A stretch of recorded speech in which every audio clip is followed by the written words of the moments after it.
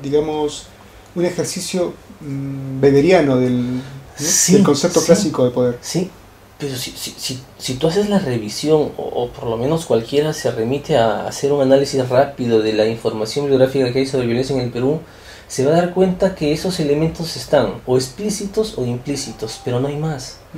Y a partir recién de la década del finales de los 90 empieza toda una lógica de introducir un nuevo elemento en el asunto de la memoria, el asunto de la memoria dentro del análisis de la violencia, ¿no? ¿Para qué? Para incluir dentro de esta mirada de intelectuales, de gente que militó en partidos políticos y de gente que militó en partidos políticos radicales, ¿no? Se incluye ahora la voz de los campesinos, claro, de la gente que sufrió. Es un paso más de la formalidad, ¿verdad? De la Así formalidad es. de los actores formales a ese relegado. Así es, claro, porque el asunto es muy sencillo.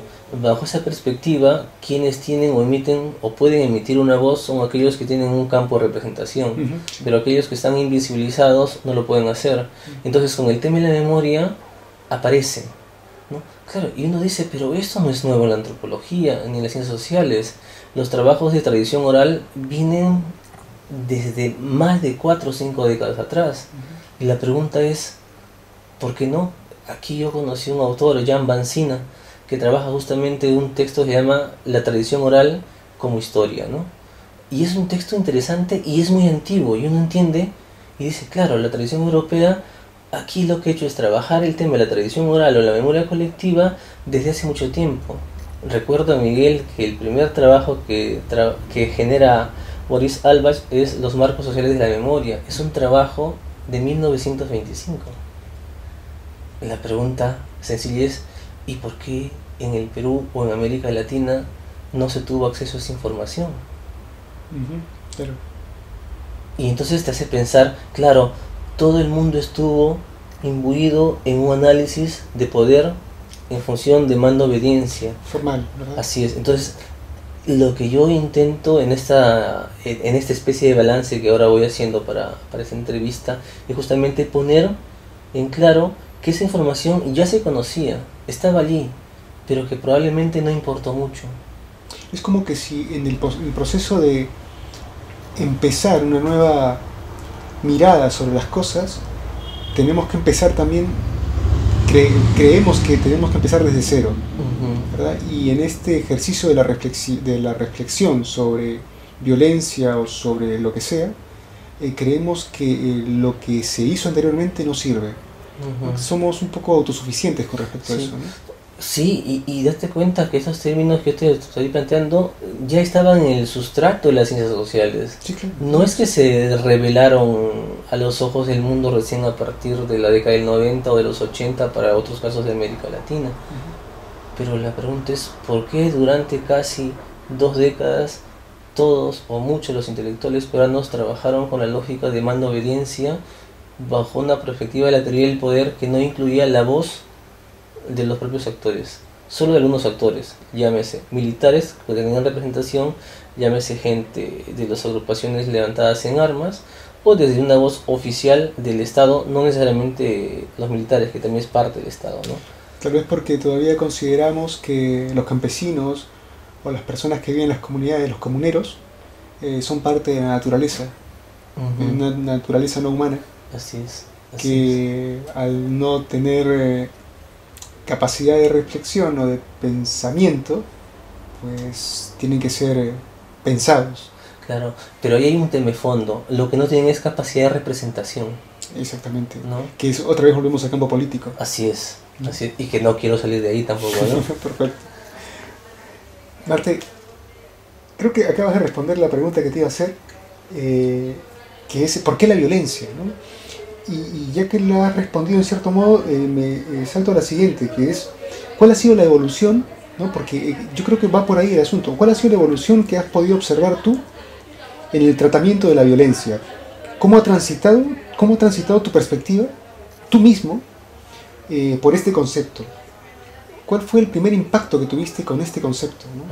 ¿Y cuál es tu postura con respecto a este concepto en la actualidad? Bueno, ahí quisiera otra vez volver al lado personal. Bueno, yo tuve la suerte de hacer una investigación para la maestría sobre violencia política en Ayacucho, concretamente en la zona de Cangallo, concretamente en el distrito de Chuschi, ¿no? En el meollo.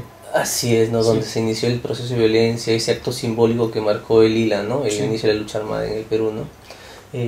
Bueno, 17 de mayo del año 80, creo que a estas alturas de nuestra historia ya es un poco redundante dar la fecha, ¿no?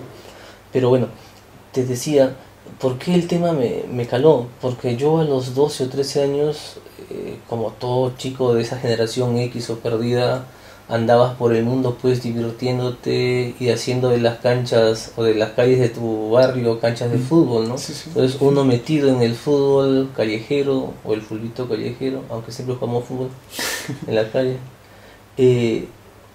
estaba ahí la violencia estaba en Lima, pero uno no la sentía. Claro, era un niño, los adultos tampoco la sentían, ¿no? Recién está invisibilizada. Claro, recién Lima siente la violencia con el famoso coche bomba Tarata, ¿no? Sí. Pero claro, entonces te decía, y estando jugando este partido de fútbol en la calle, todo este grupo de chicos que estábamos allí sentimos una detonación, ¿no? Y era muy cerca porque al dar la vuelta a la vista vimos cómo se elevaba pedazos de un coche bomba, ¿no? Y entonces fuimos hacia el lugar, corrimos y encontramos ahí una cosa que no es muy agradable contarla, pero que marcó o imprimió en mí un sello de interés, ¿no?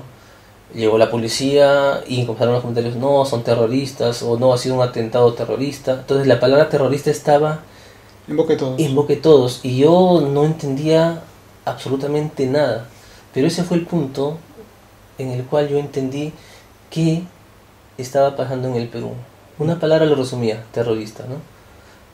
Y la otra cosa que ese día yo vi fue esa lucha perdida de uno de los integrantes o que manejaba este coche, este auto, que estaba tirado a un costado de la pista, había salido volando con la explosión, cercenado en parte su cuerpo, pero aún con vida. Pero era una batalla perdida, la muerte ya había ganado la batalla, y el individuo solamente estaba allí para que todos esos chiquillos que estábamos ahí, quizás, pienso yo, nos cuestionemos qué estaba pasando en el Perú. Y a partir de ahí yo comencé un poco a seguir las noticias, a ver los periódicos, y siempre miraba las páginas policiales. Me interesaba el tema de los coches bombas, y claro, hasta ahí no entendía mucho, era un interés, como se plantea este famoso libro, ¿no? De la ansiedad al método, ¿no? Entonces, claro, eso me generó a mí una ansiedad, y el método lo pude recién canalizar cuando llegué a la universidad. Y entonces, no va a sonar nuevo decirte que muchos de los trabajos que yo presentaba en la universidad eran vinculados con el tema de la violencia, ¿no? Pero no tenía el campo, tenía solamente la reflexión, la experiencia vivida. Y es de esta manera como yo entro al tema de la violencia, de una perspectiva muy particular, de un chiquillo que encuentra o que se encuentra en la propia calle con la violencia, ¿no? Ahora, estando en la universidad, ya uno es hechura de su tiempo, ¿no? Entonces uno se forma en un momento donde todas las lecturas que circulaban eran justamente esas lógicas, ¿no? La violencia, la lógica del poder, mando obediencia, para que haya alguien que es subordinado, debe haber alguien que subordina, y la lógica del poder funciona en esas dos dimensiones, alguien que subordina y alguien que deja ser subordinado. Ahora no creo mucho en ella, porque dudo que una persona que se jacte de ser persona acepte una subordinación. La capacidad de impugnar está en todo ser humano, y claro, esa capacidad de impugnar tiene muchas formas de expresarse. Son muy sutiles a veces. Así es, y en este caso, cuando el poder es pero tan descollante, las formas de resistir son sutiles, ¿no? Entonces yo no creo mucho ahora en esta lógica de esta relación binaria, alguien que manda, alguien que obedece, y que la función y que la relación se establece solo cuando este que obedece decide obedecer, ¿no? Hay una imperfección en esa simetría, sí, ¿verdad? Sí, sí. Y la labor de nosotros que sospechamos es descubrir cuál es la sutileza de esa especie, de esa suerte de ruptura ansiada, ¿verdad? Y que además, de alguna manera, estos investigadores que eh, encajan en la lógica de los estudios subalternos ya lo han planteado, ¿no? El famoso texto que además ha sido muy polémico, las críticas han sido muy duras, ¿no? Esto de si puede hablar el subalterno, ¿no? Ujú. Y claro que la pregunta no es si puede hablar, pienso yo. La pregunta es qué puede decirnos, ¿no? ¿Qué Porque, estamos dispuestos a escuchar y también? también es el otro lado, los intelectuales que estamos dispuestos a escuchar, ¿no?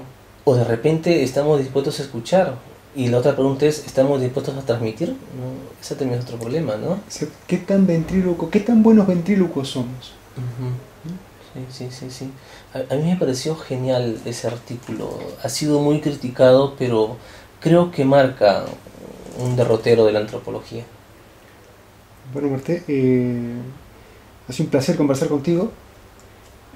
Hay más preguntas, espero que en otra oportunidad, no sé si aquí en Madrid o en Barcelona, podamos continuar esta charla. Y espero que a la gente que nos escuche, nos esté viendo, pues también le haya parecido igual que a mí, que lo he disfrutado mucho conversar contigo. Y tu No, estancia aquí en Madrid, sobre todo. el gusto ha sido mío y la estancia en Madrid ha sido muy placentera. Gracias a ti. Muchas gracias, Marté.